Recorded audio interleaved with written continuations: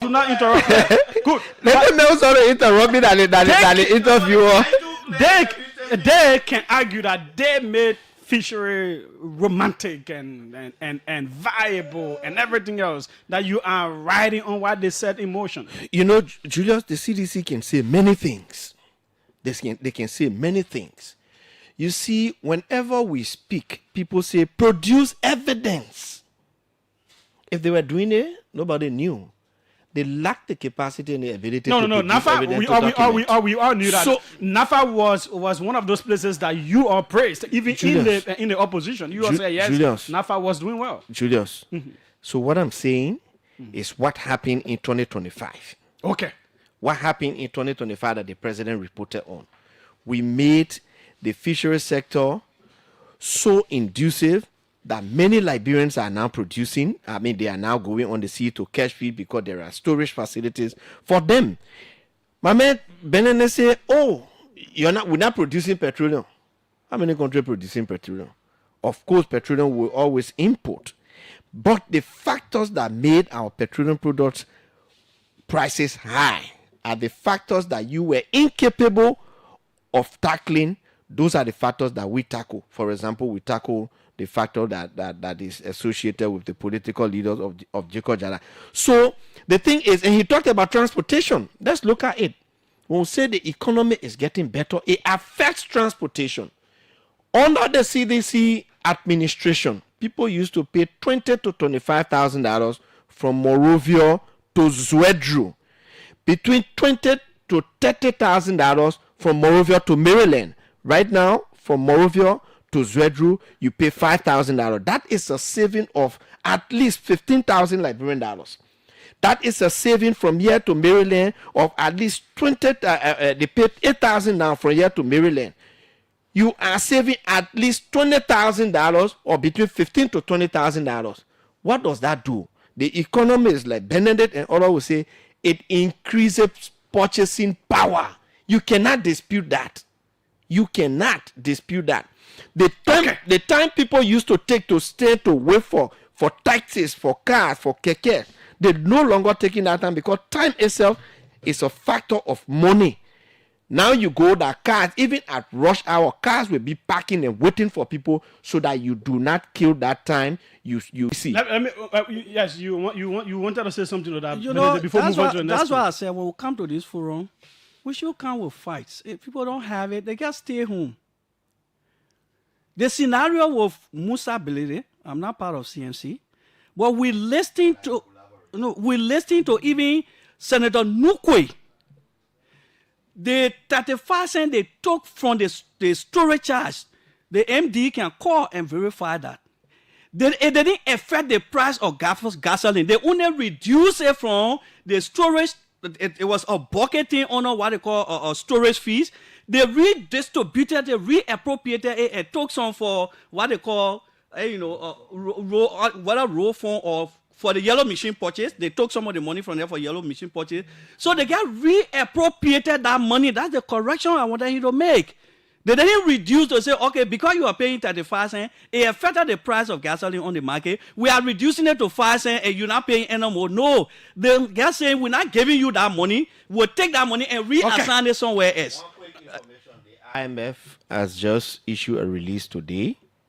It's on social media. We're talking about what the president said yesterday. No, on the sources, no. On the 5.1. The president spoke yesterday. There wasn't anything on it yesterday. They were asking for the publishing. So the IMF are now published. I will tell you the link. So the president was quoting in the future. That is the absolute policy laziness of most Liberian finance ministers for the last 20 years. What? Oh, including your mentor? I'm coming now. My man, give me a chance. I give you a chance. Yeah. Most. And he said most. And I don't want to get engaged into that thing here.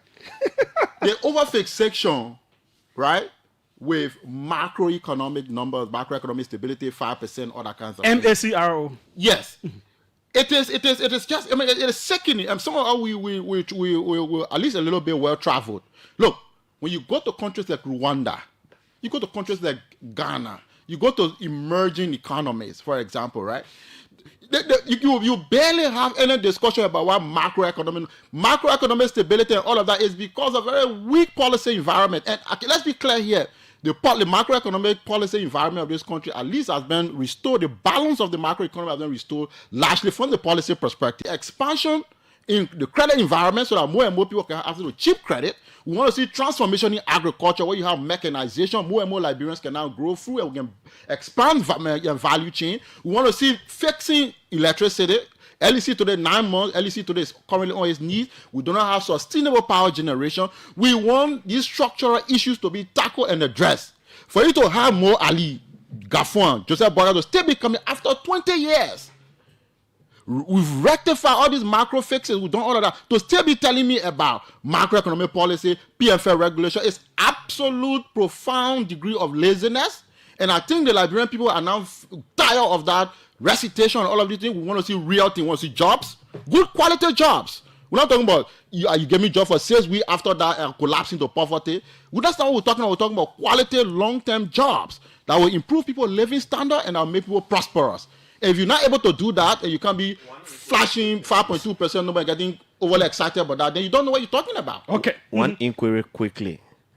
So, can we all agree that we should, moving forward in any debate, jet table, anything, any report that comes from IMF and other international I'm not saying we should table the number. I'm making a suggestion. No, don't deceive. I'm making a us. suggestion. Don't deceive us here. Well, you have not provided any IMF or World Bank report that supports. It's just been published. Well, you see there.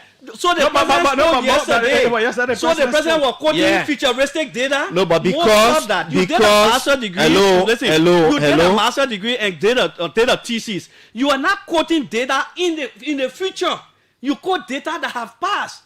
So the president was quoting data that will going to be published. Can I count on him? Yeah, sure. Can I count on him? So no, we're not moving the discussion. We can't agree with you that. No, let him just. And then they sat there and said that these international organizations, World Bank, IMF, they can normally discuss with the finance ministry internally before publishing. And he said it's possible that what they will discuss, they can change within the intermediary before publication. Was that not what he said when I talked about the report? So what is and your you point? asked me if this was an internal something. I say, yeah, it was shared internally. But now it was shared internally and validated. That's why the president mentioned it. Now the IMF has published it. Then you say the president, this president is a soothsayer. He predicted that the economy was going to grow 5.1. Okay, gentlemen, we have to move to one of the most critical aspects of the president's speech, the one with jobs.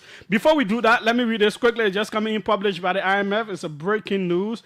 An International Monetary Fund team led by Focus Program under the Resilience, blah, blah, blah, blah, blah, with total assets of 193.8 million SDR, that's 265 million for the period through end 2027.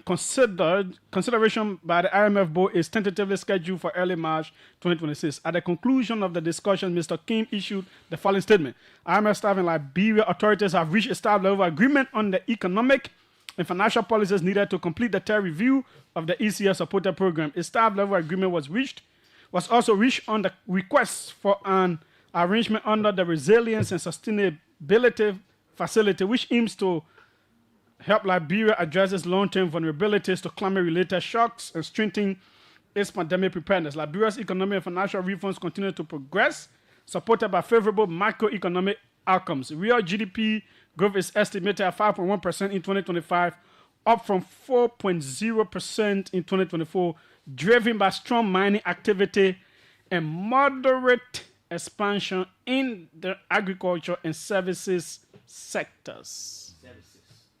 Jacob was services. But moderate.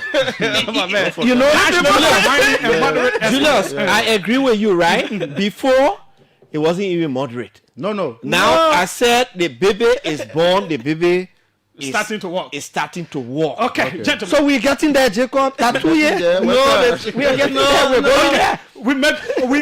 Let us make progress on. So what you want to say about that? you see, we said this, right? Mamela can't tell it. No. This is the biggest elephant in the room. Yeah.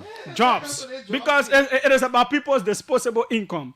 What they earn, what they take home, and all of that. So we'll put the government to test on that. Let's see. Let's go to job creation. We have that clip here. Let's hear what the president had to say about that. Job creation remains the top priority for my administration. Our job creation strategy has focused on addressing the binding and structural constraints to growth, including investment in roads, energy. In this connection, we have created more than 70,000 short and medium-term jobs across the infrastructure, agriculture, social protection, and small businesses, among other sectors. Going forward, the Youth Entrepreneurship and Investment Bank project launched in 2025 will support 30,000 youth-led businesses, creating over 120,000 direct and indirect jobs for the youth. That's President Joseph Newman Boakai. More recently, the vice president talked about one of the challenges of the government being job creation. A whole lot of officials have also referenced that. In the State of the Nation Address 2025, the president pops up. We've never heard about these huge numbers in terms of job creation. More than 70,000. Tell us about this. So, Julius, it's true. We all are concerned about job creation. And it is job creation in the definition of a Liberian that and in the not only Liberian, but as per the definition of long-term job is a problem which the president outlined that we will focus on to do. But when you listen to the statement was clear. It says more than 70,000 jobs. It didn't say long-term job. The president qualified it short-term and medium-term jobs. Short-term and medium-term job. And he stated...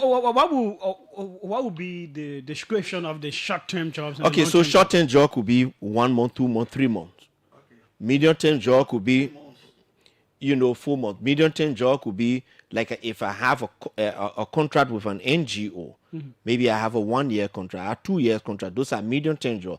The long-term job will be, like, for example, if I ask to employ you, ask you employ you the year for this year, BMC, or you get a civil service job or something. So could we also say what Maswell Grisby was running? Was it some some short-term job stuff? Precisely, that because sanitation program. Yes, precisely.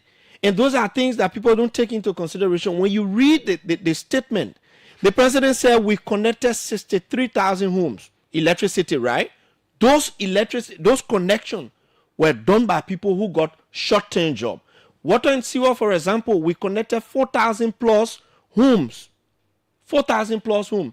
They're not long-term job. We provided short-term job. 3 months, 1 year. Where is the data from Labor or Lisgis? Because it is... Julius, we've been publishing the data. It has been more than 24 hours. No. We've been publishing the data, and I have it right here. I can send it to you. They realize. I can send it to you. No, but I just want area that World Bank running. That one is not government data. It's Julius, besides that one, they realizing and this stuff, the World Bank stuff, it says to in helping to achieve the arrest agenda. I agree. Why is it possible that World Bank is able to track the short to? But you are not saying they realize something. They realize is also a government stuff. Yeah, but it is supported by World Bank, and so the data is readily available, right? What about the ones from water and sewer?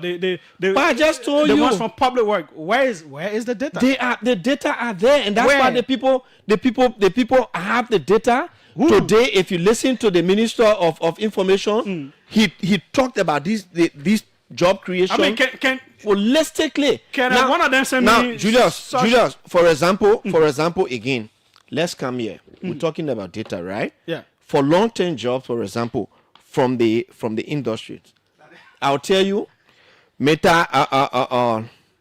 B. Martin, for example, in 2025, created 1,904 jobs. In 2025. It's verifiable. That one there, B. Martin in TV.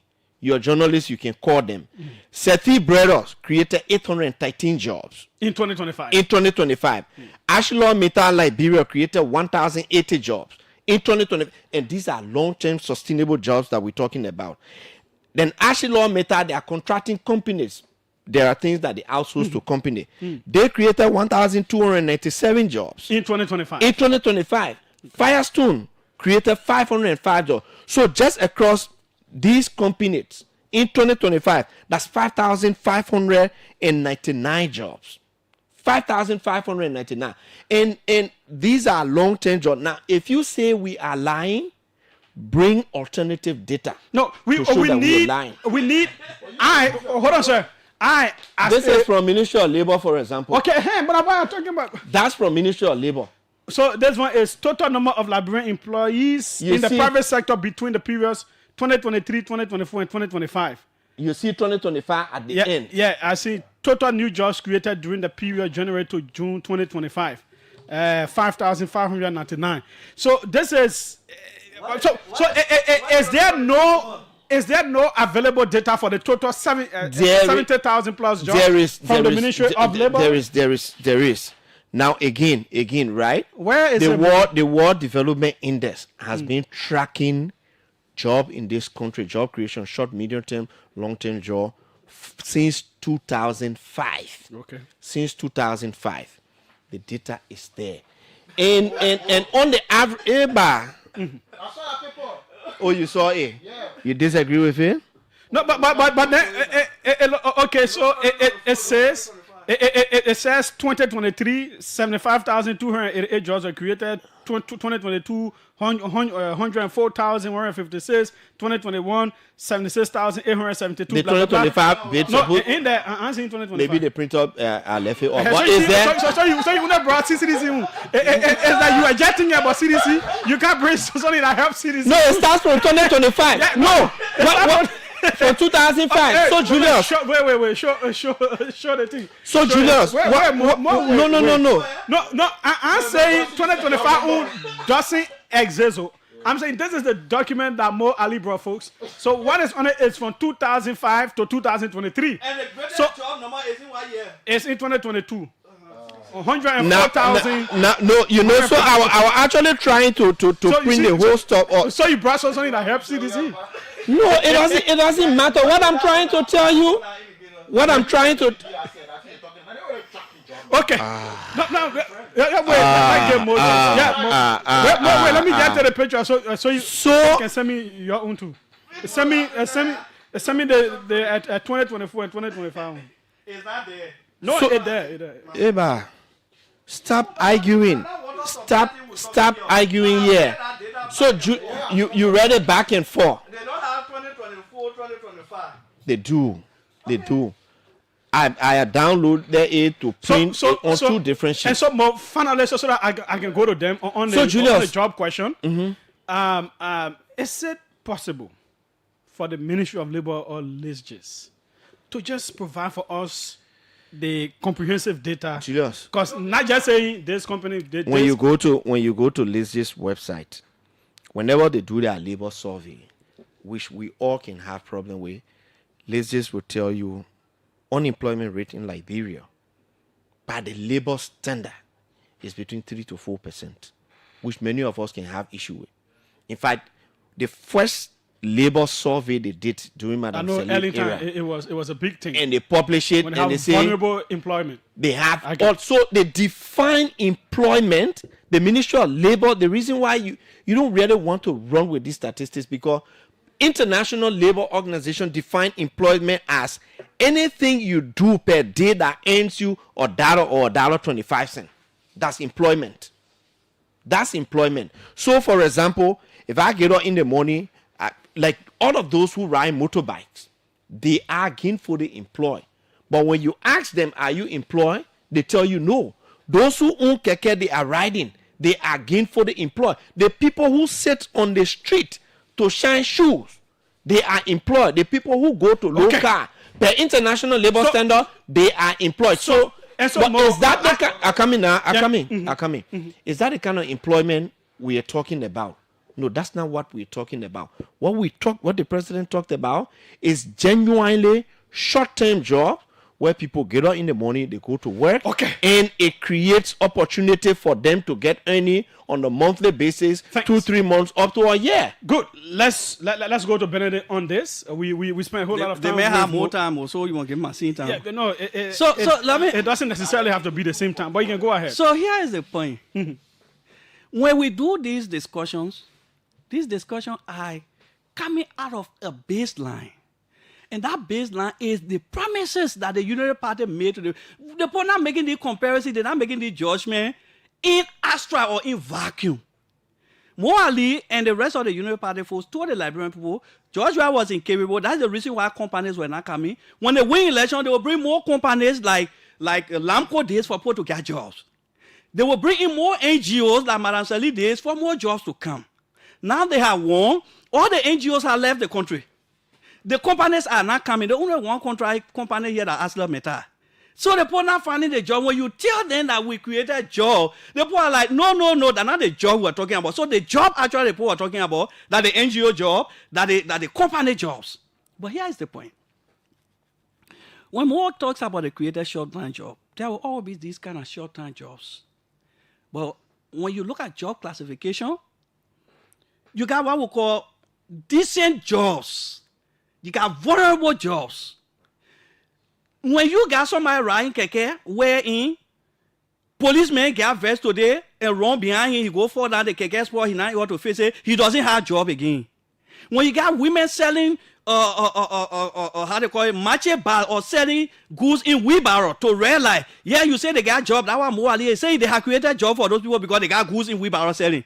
But tomorrow police run behind them, they don't have goods again. People selling under Minister of Finance, they've Chinese shoes. More Ali saying that the job they have created because a short-term job. Minister of Finance get ready, say nobody should sell here again. That's not job.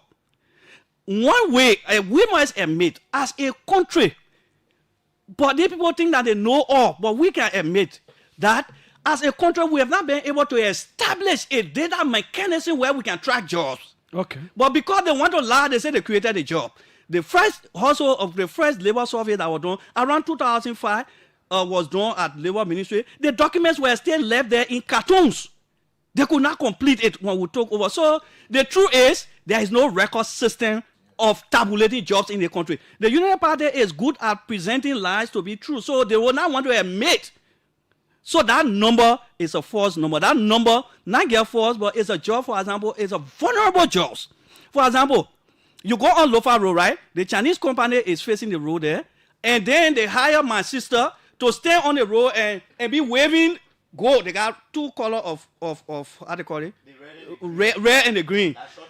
Listen to me. That lady is standing on the road. They said she got job. The Chinese men come and say, no, the way you are waving yesterday, you're not correct. Go sit down home. Vulnerable jobs. So that is not job for the people. If you want to really more, let me show you one example that you people can capitalize on to be able to find jobs and know that you're creating jobs. There is something in the budget you call income, tax, and profit. When you're looking at the revenue sources, when you go to that revenue source, there is a probability that when job is created, because any job that is created that is formally going to affect the life of people, they begin to pay taxes. So when you go and see the income tax there, then you compare it with business, export, and other things. If they can be able to filter that, you can get an indication that job is being created in the economy. Thank you, but I went to that train, I don't see job being created. What I see happening there is that I saw almost 300 million, 460 million worth of gold and diamond leaving the country. That amount shows that the people were paying royalty and they have profit. So it is only profit on those extracted industry that is increasing that portfolio. Okay. It is not job creation. Yeah, you said inquiry. He said so the only inquiry is, what did the president say in his message? Does he say long-term sustainable job or short and medium-term job? What he's talking about, can that be classified as part of short and medium term job? Like What you talk the- about, I come in, I think you through the moderator, like they place in the role, they employ people, they give them contract for the duration, for the time they're facing the role. Can that be classified as a short term job, medium term job, or not? So in the first place, you didn't define what is short-term, medium-term. But what I can say to I you, did that define it. Yeah. okay, listen to me now. What I can say here to you is, I lay the basis on the basis of which the Liberian people they come up with our working in the poo-poo. Okay, The basis of so which what his argument is that there is a baseline, there is an understanding of what your platform was, what you wanted to do. It is why you will be judged by and not the regular things. that not the always happen. regular thing, because there will always be. I come in. You ask a question. There will always be short-term job. For example, Julius, I go to Lofa. Do I we say, dispute the 70,000 short and medium term job? Because that's what in the statement. No, And we're we are discussing the disputing it. statement. We're disputing. No, you. Well, Yeah. I'm coming to you, Jacob. We are saying, for example, I go to Lofa and say, you know what? So let us be clear, Benedict. Do you dispute the 70,000? Where is the source? Can, If I can it be true or not? no, it doesn't even exist because there is no source. I can't verify it, so I cannot even think that they created that job. But Okay. I'm saying to them that if they created short-term job, that was not the promise. The reason the Liberian people in the majority are even frowning at that number is they expected that NGO were going to be here, company will be floating around, because this is why you told the Liberian people. Okay, good. Let's go to Jacob on this point. Yes. So 70,000. Somebody shoehorned that number in the president's speech. Where are the evidence? If I were in that circle there, I will like resist that the temptation of including such a very fuzzy number in the president's speech, because we have to be able to show verifiable evidence to show 70,000, 100,000, all of that. Otherwise, you plucking some kind of number from the thin air, and we can verify that. What I would have done, for example, the president probably should have announced the commencement of a job registration or job enumeration program, for example. Ministry of Labor, create a department of labor statistics or something like that, and start to go across sectors, across the country, and begin to record the amount of jobs that we have, and then you have a baseline. Even if it's just 100,000 Liberians, don't be afraid of that number. If you don't want to get political and you don't want to get involved in propaganda game, right? Be factual. Go and collect the numbers. And then we have a baseline of the country and say, okay, there's the amount of Liberians that are in different categories of job across different sectors, this percentage of female, this percentage of male, and then the amount of foreign workers in the economy. You need to do that work first and then draw line under that data and say, this is our baseline. Then every time we're moving forward, we update it on a quarterly basis. That has not happened. I'll make this last point because I know we want to change gear. But again, coming back to Benedict's point, a similar point here. When we are putting the Unity Party to the sword in this discussion, we're not putting them there so that they start repeating what have been done in this country for 20 years. And that's the reason why, for me, I don't celebrate the fact that LEC connecting more and more people. Even if you have an interim government here, more and more people will be connected on the LEC grade. Right? Chancellor Bureau, people always connect, Unity Party connected more early, CDC connected, more people will be connected. 9 months now, we had electricity. But now, you see now what we're having outages left, right, and center. So we didn't bring Unity Party only because they will connect more and more people, because more and more people will be connected by default. We brought the Unity Party to power. Joseph Boga said he want power because he want to solve the structural issue. The issue that everybody fumble and fail on, he said he will solve it. Has he solved those problems? No. Okay, gentlemen, we have to go to the lines. No, I will come to you. Well, I'll give you 1 minute 30 seconds each. What is the way forward? What could be your advice to the government on these economic matters? What do they need to do? We are all one people. We are all one country. We are all one people. Let me say this here. I'll say the pop. I'm on the radio. Joseph Boga need a fundamental change of direction. His party and his people are extremists. They're dividing this country, and they're painting people black and white and try to keep people, ostracize people and target political opponents, manufacturing fake political opponents. That is their problem. And some of them are insecure because they think that people like Musa Belete, people like Alexander Cummings, people like maybe Samuel Tuer, other Liberians, credible Liberians with expertise, with understanding to help advance their country, they elbow them one side because of their insecurity, and the harassing ability level and Senator Moali talk about 35 cents something. All that is, I don't want to go into ability business because that's his business, is politics. I try not to go into that. I like that. Yeah, I want to stay on the political side because we want to keep the business away. But politically speaking, that is the Unity Party problem. They are insecure, they are jittery, they are scared because they try to keep certain political actors, but Bwaka need to transcend that fear and say, look, guys, step one side. We need to call Liberian. Bilete is an expert in private sector development his whole life. He built companies, he built businesses, he created capital, he knows investment. Bring this man and say, look, this is our one country, can you contribute to the advancement? Cummins, for example, he's an astute businessman, he knows how to create jobs, he knows how to create business, call him on board. That's what Bilete will do as President of the Republic of Liberia. He will bring all Liberians on board and contribute to the advancement of the country. Benedict, that's what we want to see. Benedict, what's the way forward? 1 minute, One 30 of the seconds. most difficult questions you are asking me to provide a way forward for the Unity Party. From day one, I have been providing a way forward. Number one, you know, But then should it be difficult again? It's difficult because they were not here. Okay. It is a professional arrogance, Julius. The first thing the president needs to do, number one, he has to call for the overhaul of the arrest agenda. It doesn't make any logical sense. Like my colleague said, you know, their country cannot be governed by one ideas. That's why we have Mo Ali helping us with the PAPD. We have Debuzo. That's one of the biggest disappointments. Debuzo knows how we work with him to do the arrest agenda or the PAPD. But now they're alienating everybody. One of the things, if they will have to succeed in anything, you have to revise the logic of the arrest agenda. Number two, the president shouldn't have, if there is a way to withdraw the 2026 budget. This is the most regrettable budget we have in our country history. And let me tell you why. You can disagree. Julius, do you know that before the president went to the SONA, right? Minister Gafon gets signed $30 million financing agreement with the Arab Bank. Before then, he signed another $12 million. So almost around $50 million. Imagine Aslam Meta will get on one time $200 million. What if the minister will get taken, but he wants him Mo Ali to get $6 million from that money? He's not going to solve any problem. We have taken $50 million from that money, pull it on Lofa Road. Take $15 million from that money, pull it from Campley to Sacrepe, that is where the money coming from. So that money was not utilized properly. If this government wants to do anything concrete, they can recall the budget. But it's not possible because they've already aligned the budget to the interests of lawmakers, so they're not going to change that.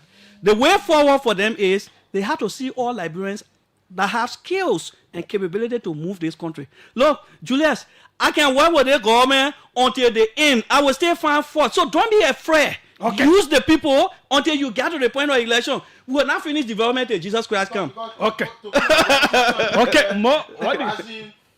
Harassing everybody, you're not helping your cause. Okay, Mo, what do you say? What's the way forward? I hope You've you're listened to finished. them. Okay, 1 so minute, 30 seconds. on the LEC thing quickly, yesterday I listened to the president very keenly and he said it will take another 18 months for us to come to a stable LEC. There's one thing that Jacob said I agree with. We should have a real labor data in this country. And I agree with you, Jacob. And I think we have suggested that to the Ministry of Labor and they're working on it.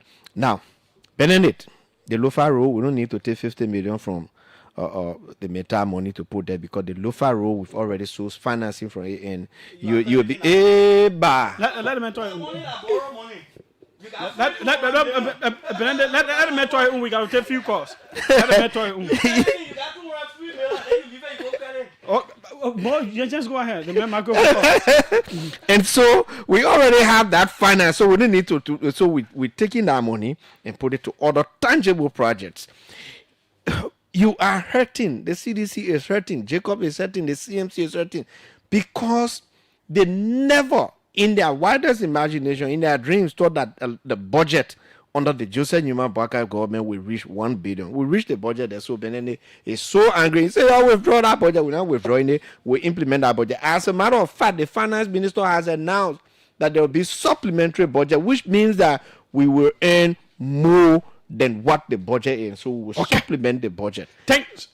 Let's go to the lines. 777-700-995, 555-995-995. The numbers to call. Next up will be Babolu County Senator Amara Mohammed Kone, right here on the OK Conversation. This person says we invited Benedict Koluba to attend the consultation of for the development of the AAID in Lofa, but then he was in Lofa. He refused to show up, but he will deny when you ask him. Or were you ever invited? For No, who said that? I can't speak to anonymous name. Let the person. Yeah, but I know what that person real name here, so I can. Call the person name there. No, what I'm saying, I can't say. The name is Rice Caesar. Do you know that? I don't know. I know Caesar Amazing very well. Is it true? He said they invited you, but you didn't. You know, we are being paid, reciprocated our benevolence with wickedness. No, that's Wait, not no. it. Caesar Amazing to lie on me. They put it. I was never invited for AAD consultation. And I don't want to see it because I didn't see him. I met the consultation team in Zozo. Asked the old man, Larry Yankwe. I spoke with Larry Yankwe. There are certain things because he's provoking me, I don't want to say. Some of the staff of the Ministry of Finance and Development Planning, I will not name. I even invited them to stay to my place and provided food for them to cook. They refused. They refused because they have fear of their bosses. They don't want to be associated with me. Oh, man, you laugh. Okay. They didn't even come. Okay, thanks so kindly. 777-700-995. Let's take few calls. Welcome. Let's hear you. Yeah, Patrick. So Yeah, go ahead, Patrick. I will start with the way forward first. Mm-hmm. President Walker is making the same mistake President we have made. Bring people on board with the experience and degrees is a good thing. Appointing somebody as a deputy minister or minister only because they graduated from Harvard with no experience is terrible. That's my way forward. And let me go to more. You see, Julius, I'm getting tired and just frustrated every day. Just yesterday, Mo and other brothers, June 7, saved the state protest. When George Weah was just 1 year sick, 5 months in office. When the supporters of George Weah were arguing that GDP was good, they were paying rolls, rest price was down, Mo and others were saying that even though we was doing all the things, but the people were still suffering. In fact, one of them, I will not call his name because I don't want to dignify him. During the June 7 protest, he said all the jobs President Weah was boasting of, they were people platoon jobs. They were short-term jobs. But today, Mo is the same man again that boasting of the short-term jobs. I mean, how we treating Liberia like this? When you are officer of government, it's bad. When you're in government, it's okay. You know, this is terrible. We got to stop. Okay, thanks so kindly. This message, this person says, Benedict is right on the reassigning of the storage charges. Government took the money from private owners and gave it to herself. Ability was always the target in that scheme, someone in that sector. Okay, let's take a few more calls. Welcome, let's hear you. Hello? Hello? Yes, go ahead, let's hear you. Yeah, Julius, just thank you for the show. But I got a question for Mo Ali. My name is Ali Kane. Mm-hmm. Join you for the Somala drive. Mm. So my question to Brother Mo Ali is that in here from Grand Cape County and yesterday in the president, so now he's saying that there will be two sport academic, one in Moserado and one in Bond County.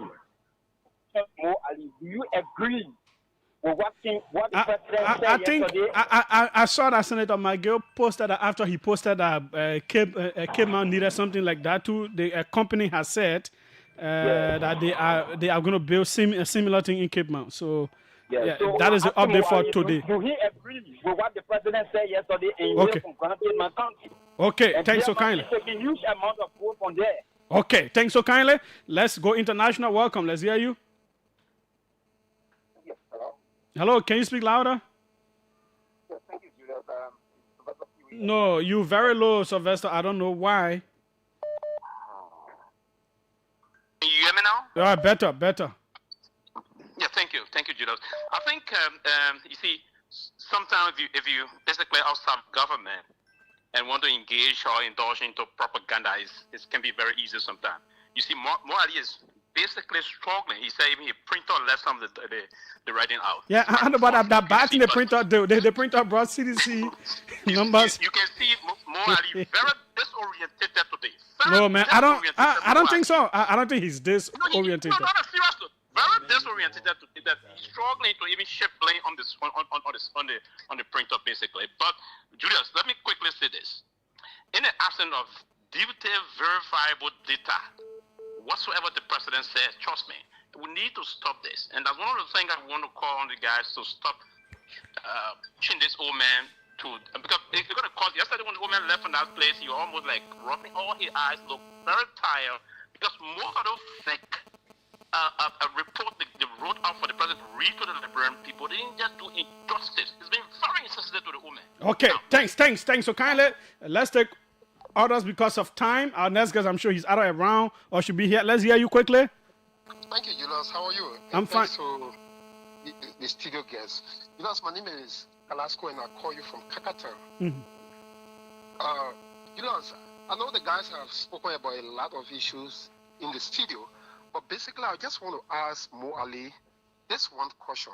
Yesterday the president said in his speech that over 500,000 school-going children benefited from government feeling. I come from my we didn't get to that point. That's 239,000. I know I've reached out to the Ministry of Education for data on that. It is something I'll talk about tomorrow, but we didn't get there. So yeah, but Mo Ali being the government spokesperson right now, he may be in the know. So before you get that tomorrow, why can't we just ask him if he knows so he can tell us? Okay, thanks so kindly. I think our guest is here. Folks, sorry, I know your interest is high. I don't know, there are still more aspects. I could arrange another panel with different groups of people on the other aspects we didn't touch it. We want to touch on the economy and different aspects of it today. Mo has the questions to answer, so let's go to him. Yeah, so let me first respond to Patrick. You see, Patrick, you say Mo and other, they protested, they did June 7. You see, Patrick, the CDC has attempted on 2 occasions to replicate the June 7 protests. Let me just squeeze in the Deputy Information Minister for courtesy. Daniel Sano, just how many minutes I giving you? 1 minute, 30 seconds. Thank you. I thought to say that Mo has did a very good job in studio, given the fact that. But why you say? And Jacob and Benedict, I don't know, for some reason, Benedict is so allergic to good news. So I hear them trying to kind of undermine the substantive nature of the information put out yesterday through the president's speech. Anybody who followed the Ministry of Information press briefing today would know that the minister laid out the details in the data as was contained in the president's speech. Now, if people come into the national conversation who try to doubt or question the source of that data, for example, part of the source of that data is ArcelorMittal, No. You can't do that one, Daniel. There should be data from Labor Ministry that kind of detail the 70,000 plus jobs. That thing should be simple. What they are simply doing is a fishing expedition.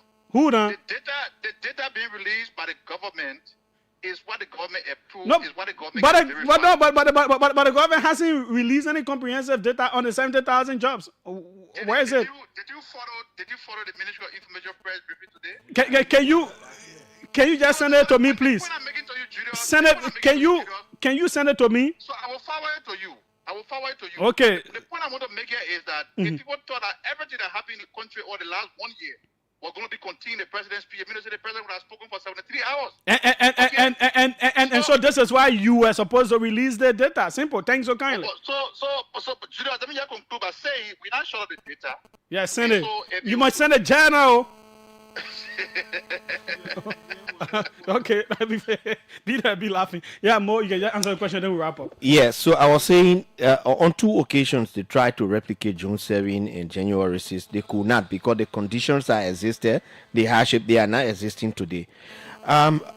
You know, Brother Kalasco, whatever the president said was information provided by the Ministry of Education. I haven't gone through it, that particular aspect, and so I will not give information that could haunt me tomorrow.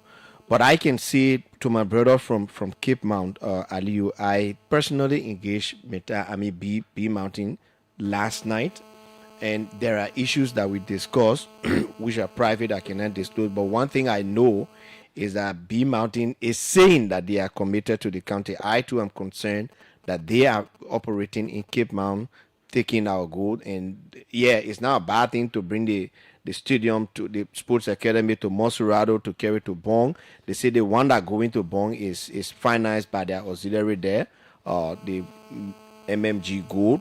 I don't know the one for Monserrado, but Cape Mount should benefit. And I agree with Eric Martinez on that, and we should all put pressure on them. Okay. I discussed with them last night. Yeah. Thank you. Jacob, wrap up.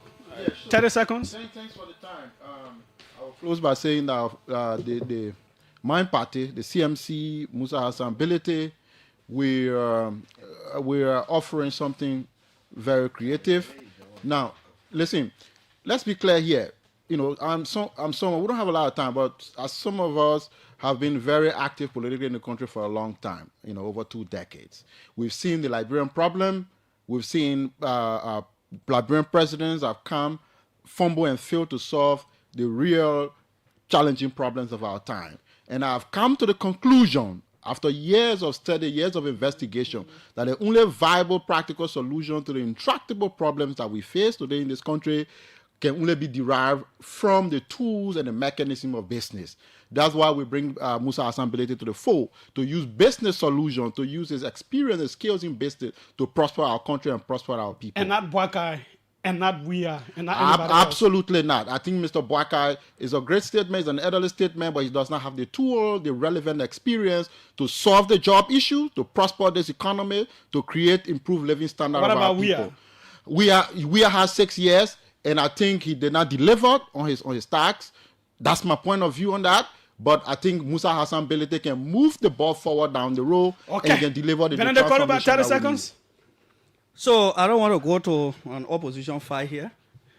What I like to say is that our country is judging the Unity Party, the president's speech on the basis of the promises that were made. Where are the jobs? Where are the NGOs you promised the people? Where are the companies that you promised the people? They are not. You didn't promise the people shoe shamboo job in the street where police will can't take their market from there, it's broken from there, and then they can't have it any longer. I will also say to the Liberian people, what President Boakai said yesterday and what is contained in the arrest agenda, I will endeavor to read one small little portion of a document right here. The World Bank says, the way President Boakai talked yesterday and the thing they said in the arrest agenda, if they continue like that, and they will continue because the GDP will grow on the average of 5.5 up to 2029. If you want Liberia to move forward, anything Joseph Boakai telling you, for it to succeed, it will not happen from now to 2030. It will happen up only in 2050. So it means you have to mortgage your life to the Unity Party up to 2050 before you can see any semblance of GDP per capita. Unfortunately, GDP per capita is not the right measure of the well-being of the people. The well-being of the people is measured by indicators different from GDP. On the basis of that, I can tell you squarely, President Boakai can speak next year again. It's not going to make any change because the foundation of his speech is flawed. The logic of the arrest agenda is illogical. It is colonial. It's not going to move. The World Bank says they can't create job. Anything they're talking, it will not create job. Thanks so kindly. If you want to remain with thanks so kindly, sir. 2050. More 30 seconds, quickly. Oh, the man will close 2 times? Oh, yeah. No, he didn't close. I'll respond.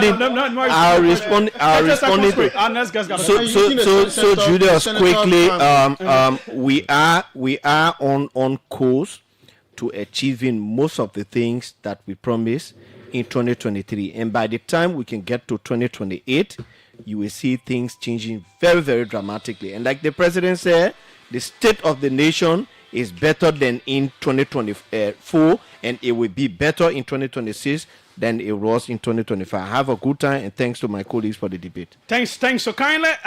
What Daniel Santos sent me for 2025, just created 2024, 2025. A total job I'm seeing here is 61,965. If this is the full document, that is what I am seeing. That yeah?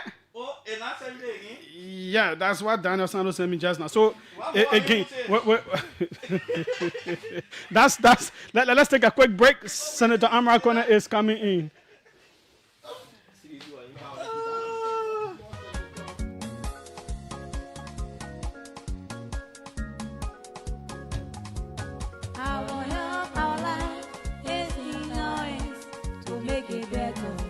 Let's work together.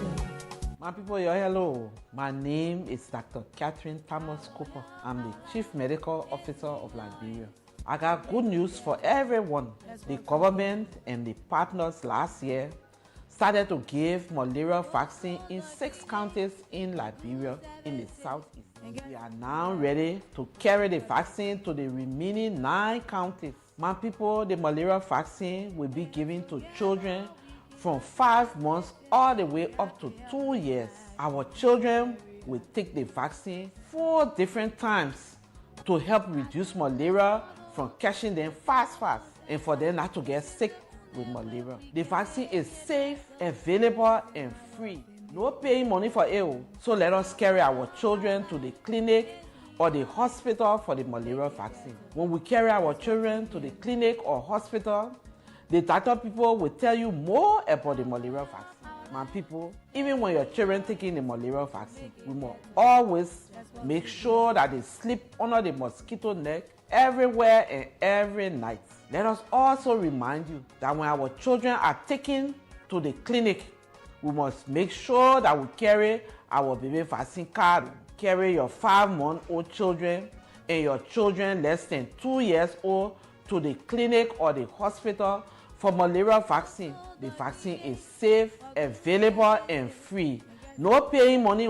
This is a message from the Ministry of Health and her partner. And welcome back. We have with us Senator Amara Corner of Bapolu County. Welcome, sir.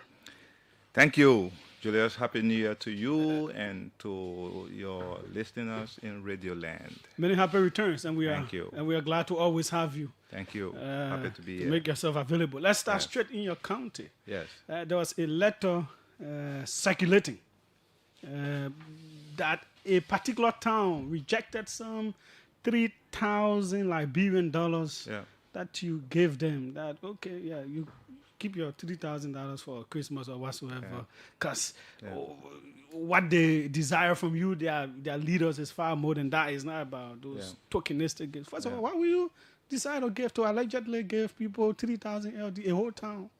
No, we didn't do that. It's unfortunate that they tried to politicize it. We've done far more for the people of Bapolu County in all of our districts than that letter insinuated.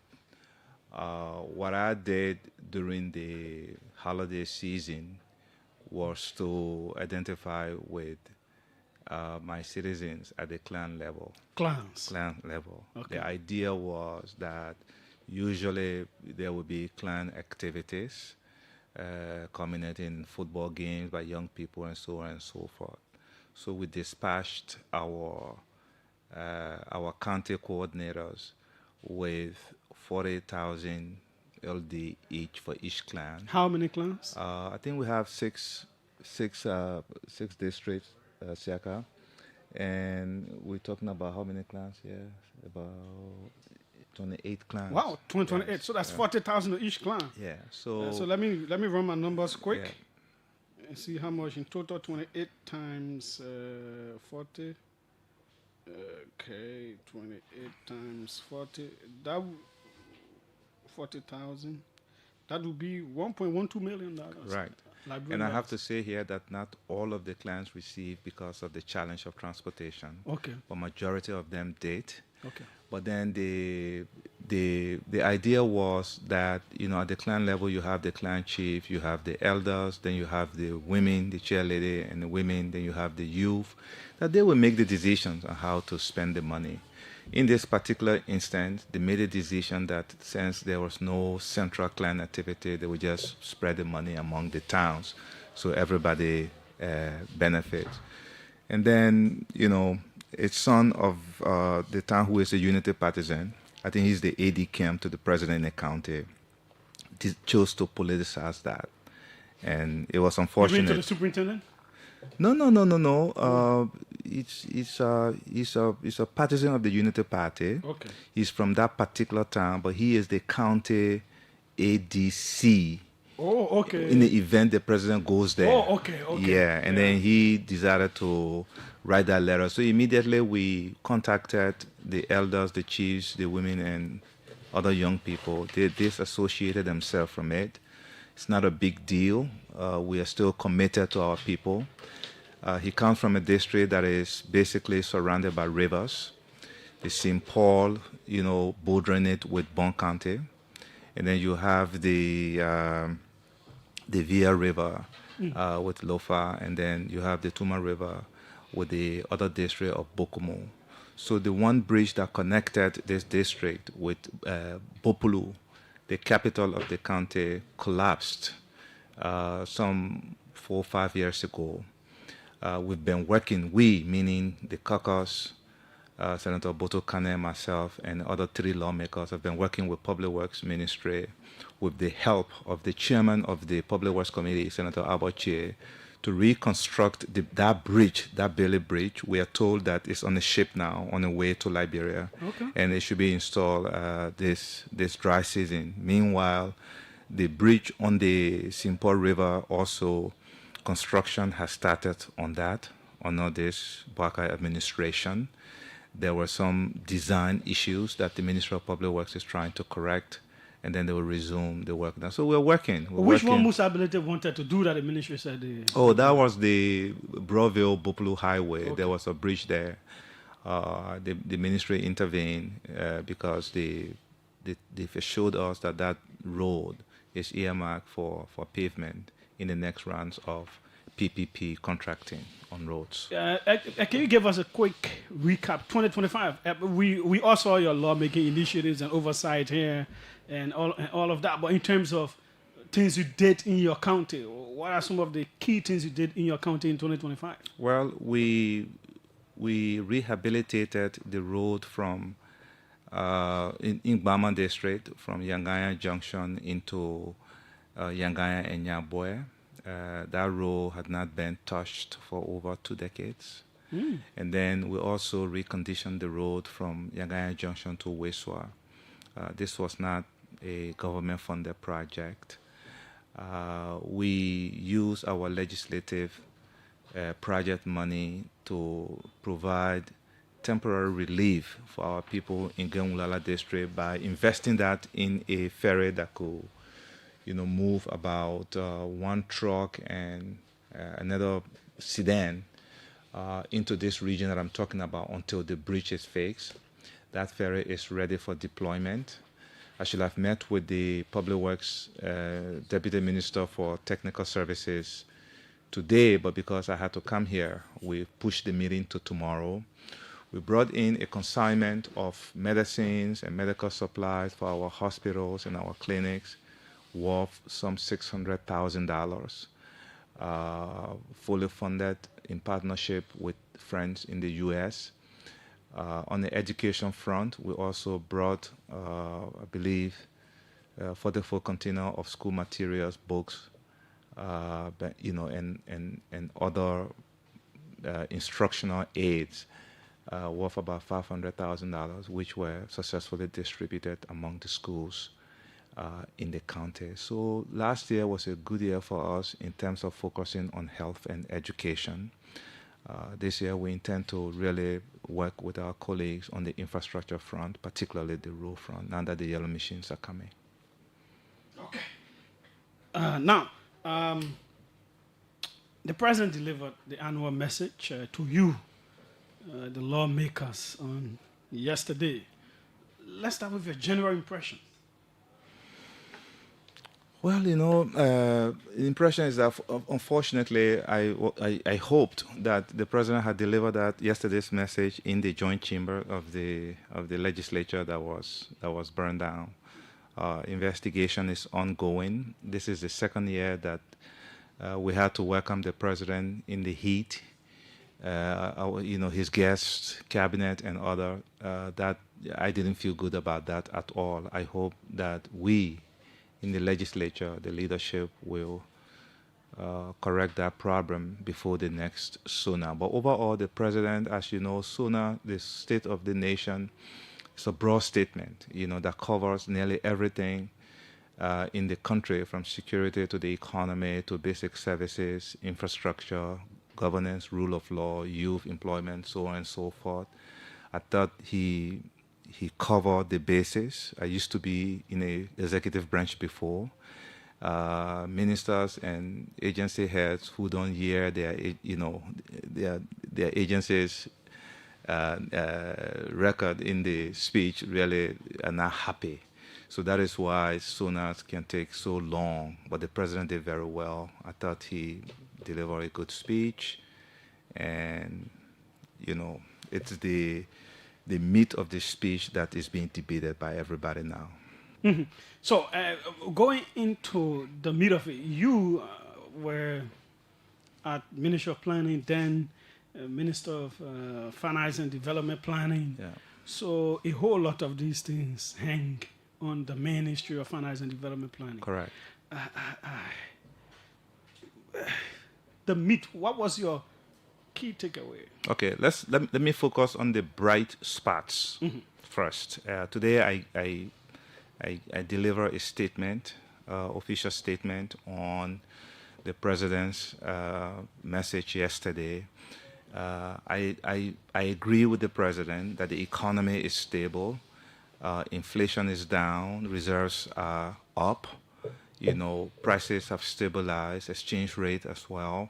So on the macro level, things are fine, and I would like to applaud Minister Gafwan and his team at the ministry, and also Governor Samoa and his team at the central bank for working hard, particularly at a time when global uncertainties with all of the tariff and global trade issues, for a country that heavily depends on imports to feed its population, and they were able to stabilize the economy in the midst of all of that is worth commending. But as we know, this is a consumer-based economy, and it is import intensive, puts a lot of pressure on the economy. Anything that happens outside of the economy, which economists call exogenous, can take you off course.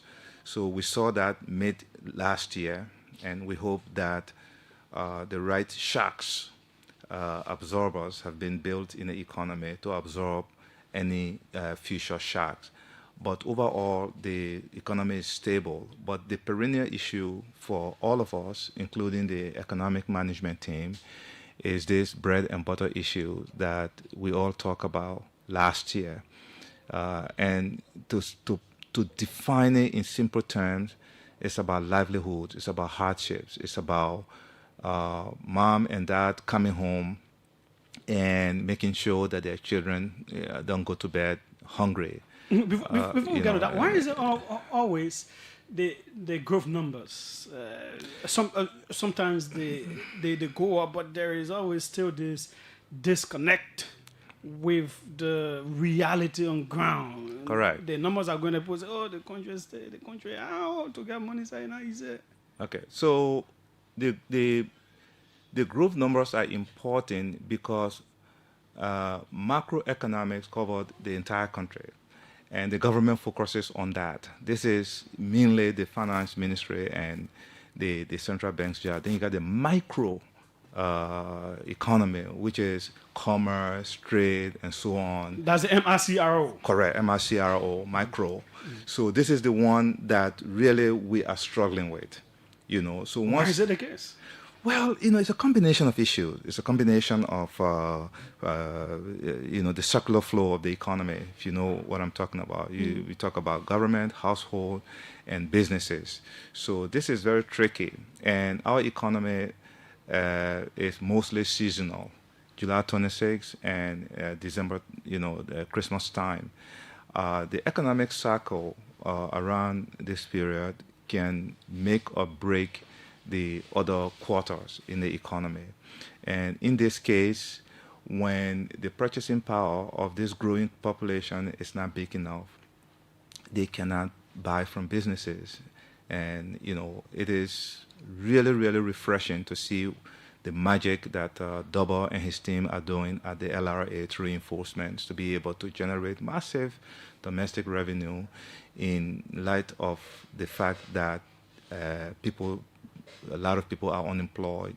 So you can see that most of them are in the informal sector, but still contributing, but we are not capturing that. So it makes it difficult for us to understand how the macro at the top level is actually influencing the micro at the household level in our economy. And this is the job of the Ministry of Commerce mainly.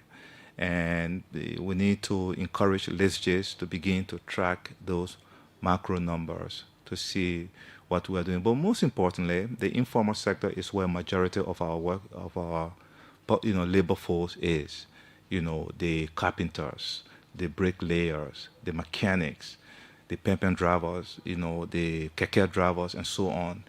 Our economy is not really capturing them. And this is why in my opening to the Senate upon our return, I talk about that, and I'm currently working with colleagues, including with the Vice President's office, to try to make sense out of that and propose a bill that is going to protect that sector in ways that we've never seen before, so that we can see the true size of the economy.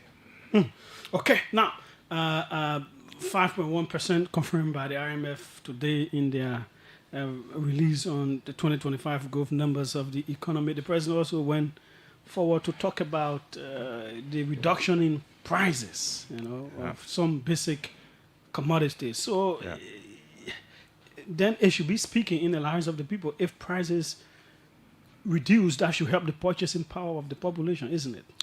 True, you're right. And first, the IMF numbers. This is great.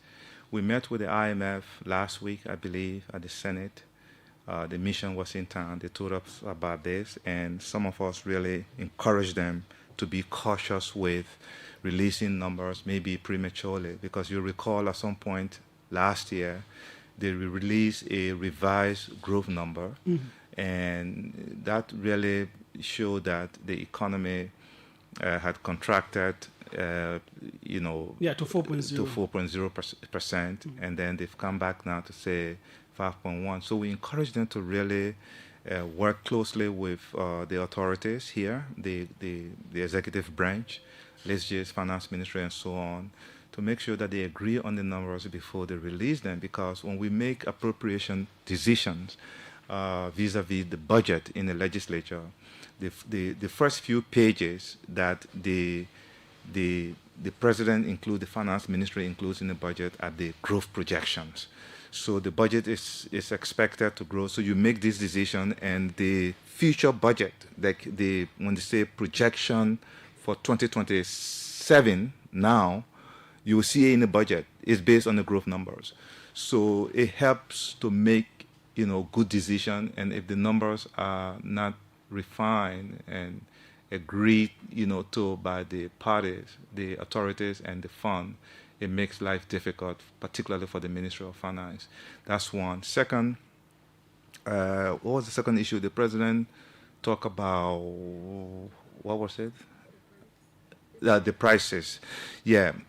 In my statement today, I applauded the president for the intervention that his government made on prices led by the vice president last year.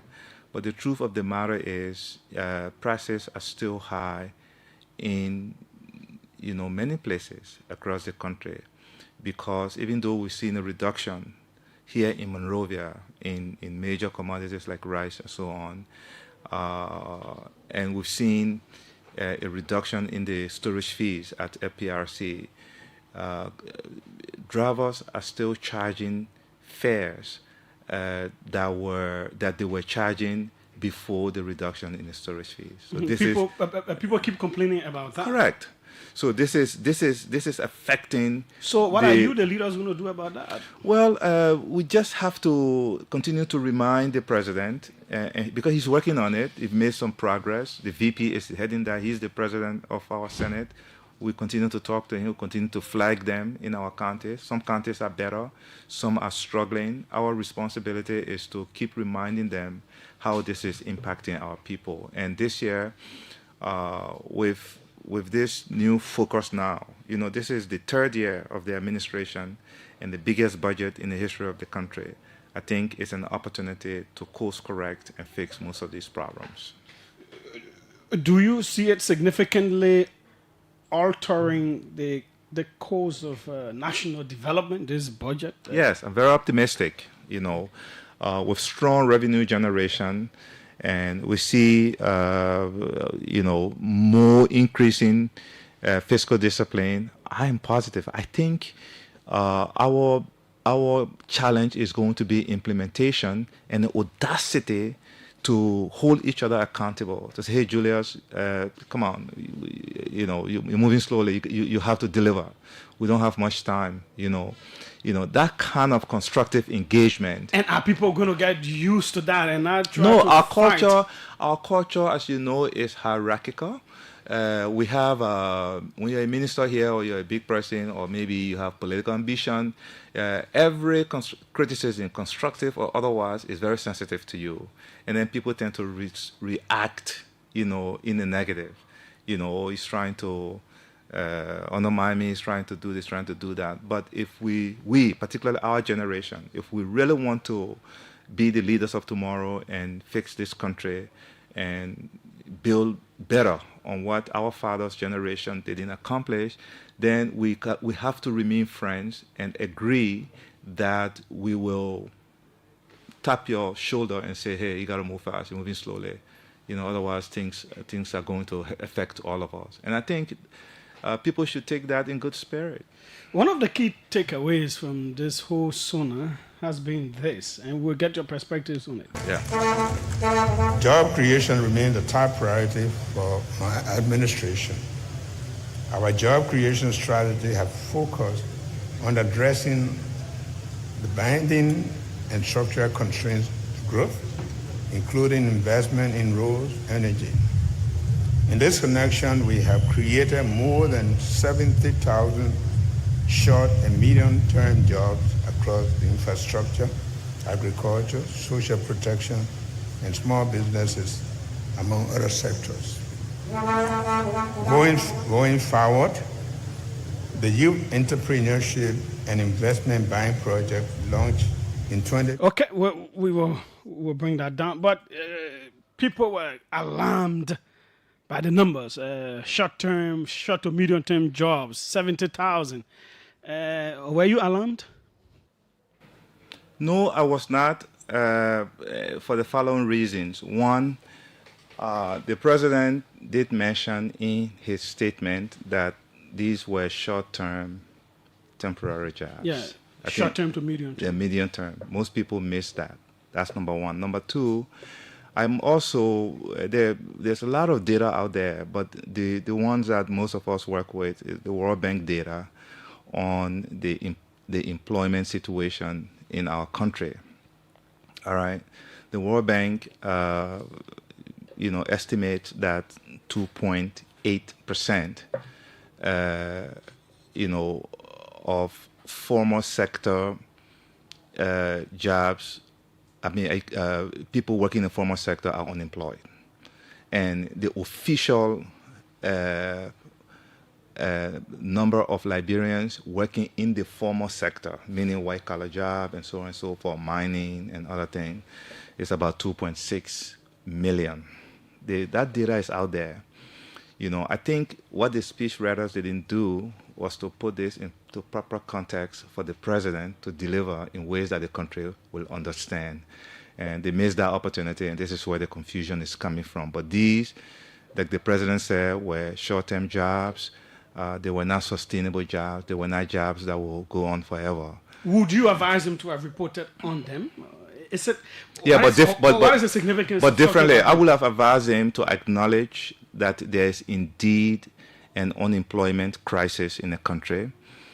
His government in the first 2 years have struggled to deal with that, but with the recent investment instruments that he sent to the legislature, which were all ratified, now offers an opportunity for him and his team to begin to address that problem. That would have been more honest and put it in more context. But the way people are reading it, particularly we the politicians, if you look at the 2.8% and then you look at the 2.6 million, if you were to do the math and then take the 17 million, basically you're telling the country that your economy is at full employment in the formal sector, which is not the case. I think this is where the confusion is coming from. So, others are arguing, well, those are things that happen in 2025. Others say, well, no, that is not what the Unity Party said. They were not telling people about short-term jobs. They were talking about transforming life. I think whoever is saying that should stop, because, that's not true, and the data does not support that.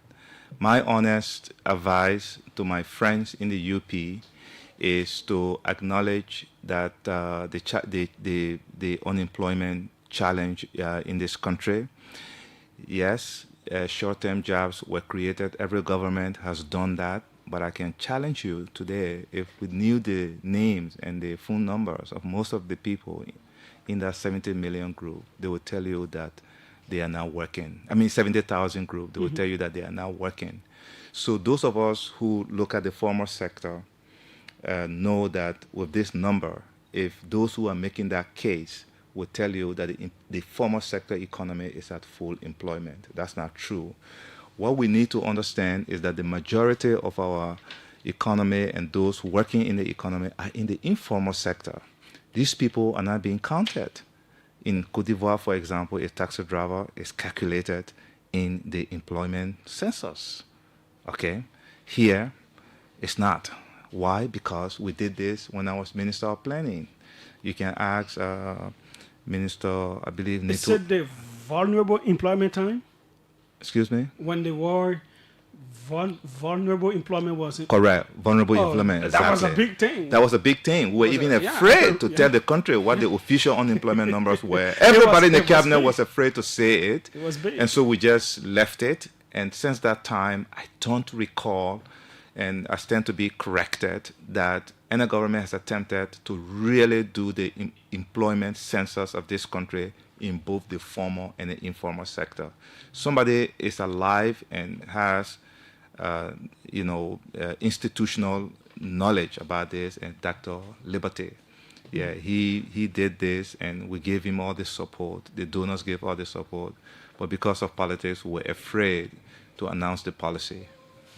Now, you are in the legislature. You play a very crucial role in all of these things. The president always send bills and all of that. What do you think needs to happen from your end, the legislature, the Senate, to really speed up this growth and development of the country? Well, I've spent 2 years in the legislature now. It's different from the way we work in the executive branch. There are good men and women there. I've met a lot of them. But I also see that most of us are conflicted by our politics. Sometimes you don't want to say much about the executive because maybe you want something from the president, and therefore you will just let certain things slide. And this is normal. It's not just unique to Liberia. This is everywhere. Just imagine 1.2 billion. About 95 to 96% of that is at the disposal of the president. The remaining 4% or so, the other two branches, the legislature and the judiciary. So if you try to sort of try to be objective as much as possible so that whatever the president is sending to you can have big effect on the country. And you can't do that without speaking out. Then you probably could hurt your chances of tapping into that 95% of the 1.2 billion for for something in your district or in your county or so on and so forth. And this is where the whole thing about micro and macro mismatch come into play. So we saw that recently in the legislature. The president got everything he sent. So I think President Barker is in a better position going into the third year, midway into his 6-year term, with more money, the biggest in the history of the country, more investment instruments, which if he was to successfully operationalize by June, could turn the corner for the country. It could be a political win for him, but everybody will benefit. We just hope that companies like Oranto and others who have questionable records will make the rest of us shame those who raise red flags about them. Yeah, but how did everything just pass when clearly even the Senegalese now, I was reading the other day papers that they've revoked the license of Oranto because certain payments they were supposed to make, they couldn't make. But you are the senators, you sat there, you allowed those things to pass. HPX visibly had a whole lot of red flags as per the report that we saw. So what happened? How did all of those things? Julius, two countries, different politics, different leaders, different needs. Senegal is a much bigger economy, much more developed than Liberia. Kudos to all the former presidents before President Barkai, all of our colleagues in the legislature and the executive branch who helped to bring our country this far. But we are still a shallow economy. And so anything that comes our way, we want to make it work. And it is in that moment that we forget that the devil is always in the details. And if we don't identify the devil in the details, implementation becomes difficult. And then somebody comes and says it was a bogus deal and this and that. These are all done with good intention. But I think our biggest challenge in our country post-conflict really has been implementation. Here in this country, we don't lack accountability. I'm sure in your radio station here, if somebody, an employee, forgot to clean the bathroom or dust your table here for your guests and so on, that person, you come here to run the show, but you don't stay here to make sure that the place is conducive for your guests and it looks nice on camera for your audience so that you can get more viewership. Whoever is here to push those people to do it, always get pushback from them. It's a cultural issue. Until we can change our work culture and our habit in the work environment, the way we view feedback, as criticism. And those translate into national leadership. Yes, it is. It's a cultural issue. We used to hear when you speak out and say this is not working, let's change it. People think automatically you think you're smarter than them, or you're showing off, and they say all kinds of things just to neutralize you. You have to have the mindset. If you really care about the country and genuinely you're in it to make the country better, you can't allow them to silence you. You have to keep talking. So, in terms of these bills, which ones did you vote for? Which ones didn't you vote for the investment? Well, on the record, everybody knows I voted for everything President Barkai has sent. Except for the Oranto deal, I voted against that. The HPX deal, HPX is a good company, an American company. Our relationship with the U.S. interests, and so on. The U.S. has been very good to me. I'll push any interest it has in this country. But in the case of HPX, a joint committee was organized The committee held public hearings. The report was written, but we, I'm not going to say any particular person, we, the Senate plenary, ignored that report and voted. And for me, I thought that didn't reflect well on us, so I abstained, from that. So those are the two that I really... You have any idea why you people chose to sidestep it? Well, the debate was open. Some committee members said that the chairman of the Joint Committee, Senator Sir Joseph, did not share the report with them, so they couldn't sign. But I saw the report. I saw that most of the committee members signed it. The chairman overprotected it and therefore created this ugly environment, which to me did not reflect positively on the Senate, the House of Elders, that should operate differently perhaps from the House of Representatives. This is 2026. Yeah. What is your focus this year? Well, the President pro tempore has outlined the legislative agenda for the Senate. Our agenda is aligned to that, to support that. And this has to do with the continuing reforms in the Senate. It has to do with bills that are stuck in committee room. Notably, the President talked about the transition bill yesterday. I am a co-sponsor of that. Okay. We've been pushing that in the Judiciary Committee. We hope it can come out. We really need to make sure that we put our transition into perspective, guided by laws. We also need to really think about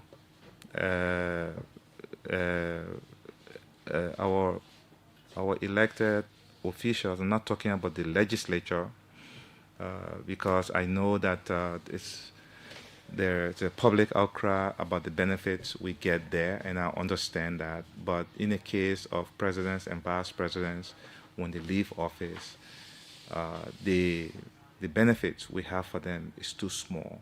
It does not create the incentive for you to go out there and be an effective ex-president, engaging young people, community, etc., to share your experience and so on. And this also leaves the room for people to steal money when they are in office. So we hope that this bill that is stuck in the Judiciary Committee room can be fast-tracked this year so that we put this to bed. The other priority for us really is the issue of public accounts and expenditures and so on. We started the debate last year. My friends didn't like that in the UP. I think I came here one time to talk about that when we raised some of the observations we made on the budget that was submitted. They said, oh, I'm rushing, I should wait for the outturn and so on. So we will wait for the outturn and we will scrutinize it. We'll work with them. Yeah, whatever we see, we'll try at the level of the Public Accounts Committee to share with them for clarity and so on. So we'll focus on public expenditure, audit reports, so on in the Senate this year. President Boakai has been in power 2 years. The UP second return, generally, just off the cuff, how will you grade the performance of his government so far? I try to stay away from grading. Why? From assigning grades, because they are subjective. I want to focus on what... Has he done well? Is he doing well? Yes, in some areas, but he's still struggling in other areas. And for example, President Boakai has done extremely well to maintain the integrity of the territorial integrity of our country. The security sector is calm. Of course, there are always issues, but those are things that other presidents did. Ellen did. You asked me about President Boakai. Yeah, Boakai. When Ellen was there, it is not extraordinary. No. But you got to talk about it. Somebody could come and mess it up. Okay. He's the commander-in-chief. Mm-hmm. That's a very important role of the president. Okay. And so far, he started off, remember, there was a near mutiny here when he started the first few weeks or so. But since it came under control, the army has consolidated behind his commandership as commander-in-chief. The police is doing its best. There's still room for improvement and so on. We don't hear about NSA going after people and arresting them for political reasons and so on. So we need to commend that, because that is the beginning of attracting the necessary investments we need in this country. But where the president, in my view, maybe because of the separation of power, need to look at is the justice system and the judiciary, that intersection where you can fix the justice system, the prosecutorial systems of our executive branch, and also the judiciary. The courts are still managing cases in undesirable ways. I think there can be some conversation there to make sure that with strong security, with stable security, with a transparent, corrupt-free justice system and a corrupt court system, you will begin to see that we can turn the corner to buttress the efforts of our colleagues who are managing the economy for us, because that's the only way we're going to attract much-needed capital into the country and create the jobs to address this unemployment crisis. 2029. You also did well on the foreign policy front, no question about that. And there were people who were not too happy with the current minister when he nominated her, but the Senate confirmed her because the public didn't know what we knew. And here we are. Liberia is at a different level when it comes to foreign policy. The economy is stable, like I said earlier. I think infrastructure, electricity, even though we see some stress in that system now, but relatively stable there.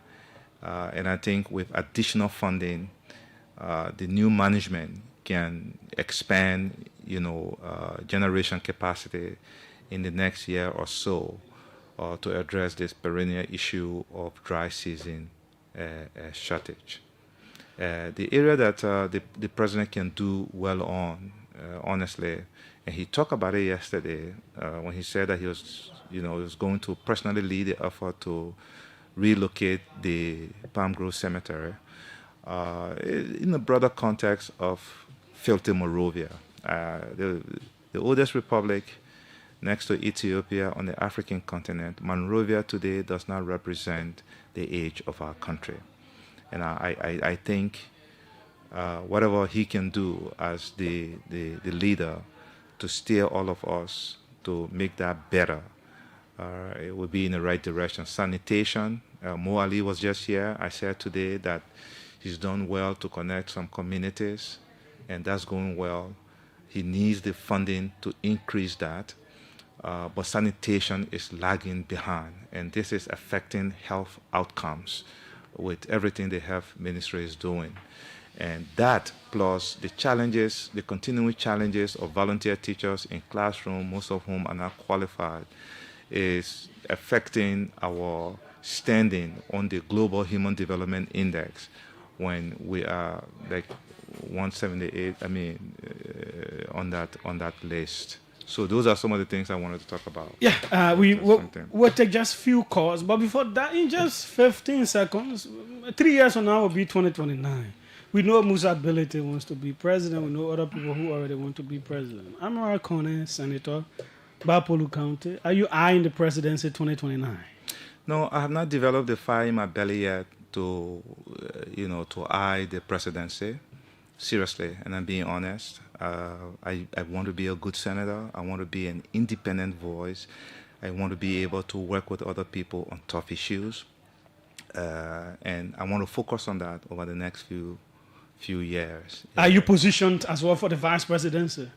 No, I haven't had any discussion with anybody. As you know, I'm not in a political party. No one needs to contact you now. But someone could, you could, as a senator, you could. How about that kind of feeling that if someone approaches me, I will accept? I know that nobody can ascend to the presidency or vice presidency in this country without a coalition.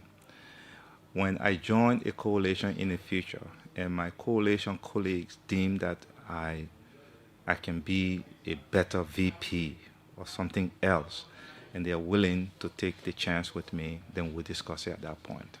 When you say when I join a coalition, means you're not using a supposition. You're not saying if that is, it is something that will happen. Every elections in this, I've participated in every election in this country since 2005 election, and I have been part of winning coalitions. That is what I'm talking about. I don't necessarily have to be in a particular political party, but I've always been at the table in that coalition, whether as a technical person early on in my electioneering career, or a cabinet minister later on, or a candidate on the ballot. In this case, I have always been part of a coalition, and we've always won. Okay. 777-700-995, perhaps 2 or 3 calls, not many. Folks, you have to bear with that. Let's just, it was important to hold this discussion with him. This is the OK Conversation on OKFM 99.5. We have with us Bapolu Senator Amara Kone. Let's take 2 or 3 calls. Let's see who's coming in here. The lines are now open. Welcome. Let's hear you. Yeah, Julius, good afternoon. Yes, go ahead. Yeah, I'm Eddie Johnson. I call you from Singapore. Who? Eddie or Ellie? Eddie. Oh, okay. Go ahead. Yeah. Thank you for Senator Kone. Julius, I always listen to Senator Kone. And I believe that Senator Kone is one of the independent voice of this country. I just want to thank you. And I want yesterday, I didn't hear the president talk too much about the war crime court and reconciliation. What is take on that? Okay, thanks so kindly. Let's see who's right here. Welcome. Let's hear you from our Assistant Minister Jefferson Chesson. Thank you, Julius, and good evening to your studio guests. Our Senator, I know you spoke about the employment. I just want you to be clear, not trying to sanitize, the misinformation. From your observation, from where you sit, did this government in 2005 create 70,000 jobs? 2025. Yes, in 2025, create 70,000 jobs? Short and medium-term jobs. Yes. Okay, thanks so kindly. Let's see who's right here. Let's go international. Frank Gibson, all the way there from Paris. Frank, welcome.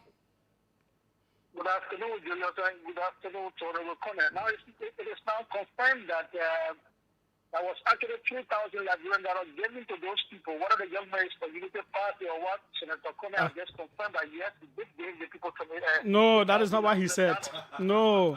As the man, you heard the man clearly. The man gave each clan 40,000, and they were supposed to have activities. Hello, now. Hello, Chief.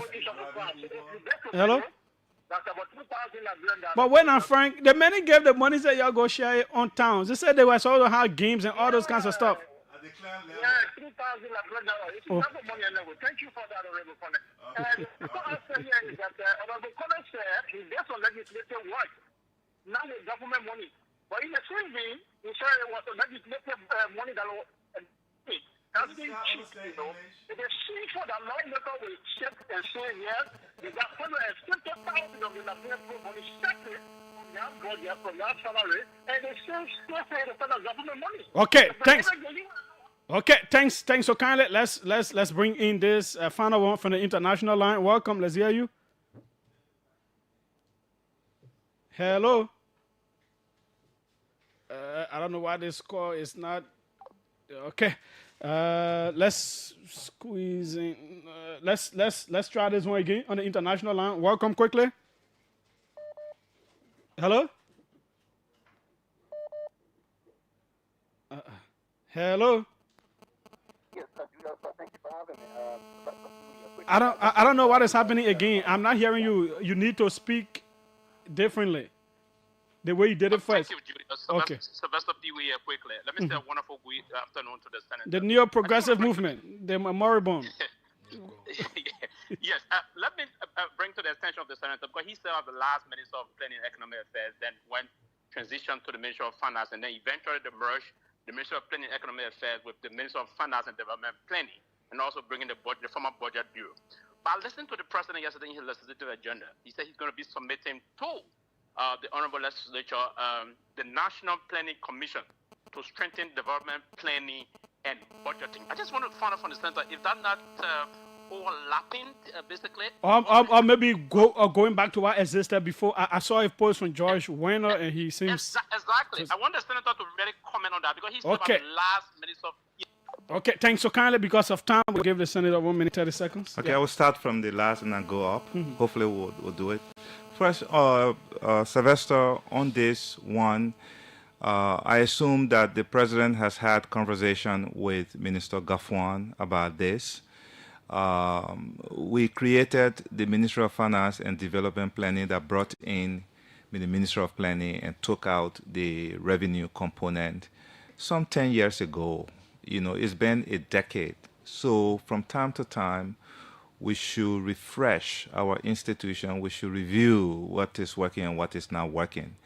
I think what I have heard from people in the executives is that the planning function in the ministry, though it's working, but could be much improved. And I think the president and the minister can benefit from second opinions, in my view. So the planning commission, I hope the president will add also planning and economic commission can be there as independent voices reporting to the president, where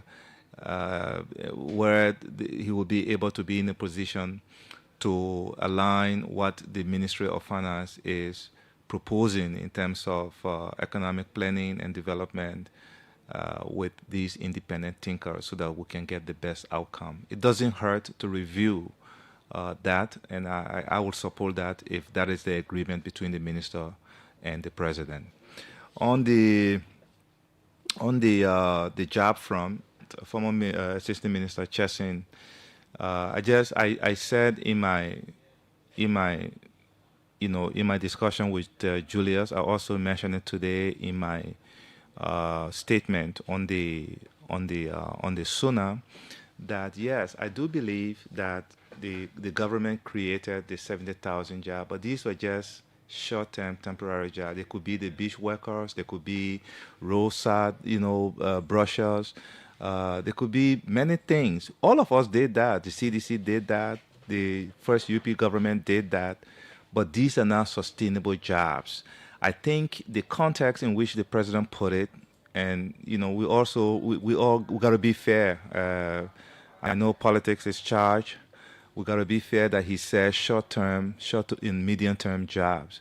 So that tells you right there that these are not long-term sustainable jobs, which is what we need. And I think that's what the president ought to focus on. These short-term jobs are relief interventions, but they don't solve the unemployment crisis. And then on the war crimes code, I don't remember the name of the person. The president didn't talk about it yesterday, but my chief of staff was talking about this morning, that we should perhaps talk to the pro tem and other colleagues to see if we can bring in the head of that body that was created by executive order to see where we are, because all of us voted for that, and for some reason it's gone cold. It's like we're kicking the can down the road. We need to solve that. And frankly, to Frank in Paris, I can understand that you're not probably struggle with language, maybe because you live in France. Maybe you speak more French than English. But I was very clear that I sent that money at the clan level, how much it was, how many clans. That's a lot of money. And besides that, we take care of personal requests coming to our office. So you want to from say left that to in right. French next time? No, vous parlez pas français bien. D'accord. So okay. His name is Senator Amra Kone, Buffalo County. That's how we go on a light-hearted note. My name is Julius J. Tomorrow will be another day. We're out. The news is up next. From the golden sand of Maryland County to the lush forest of the western region, from the heights of Wodogisi Mountain to the vibrant shoals of Montserrado, the heart of our nation, when news breaks, we are already there, live, local, and trusted. bringing you the stories that matter. OKFM, just the best.